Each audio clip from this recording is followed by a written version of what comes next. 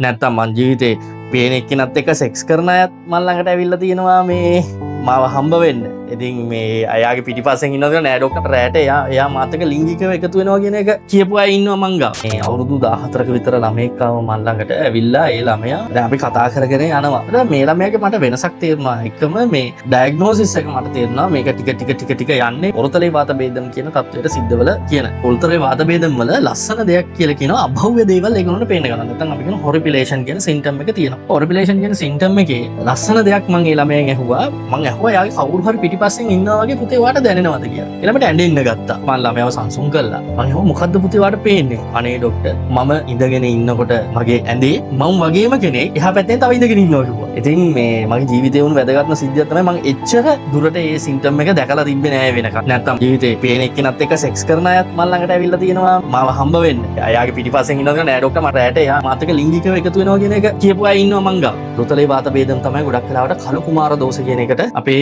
සංස්කෘතිය ඇතුලේ කියන්නේ.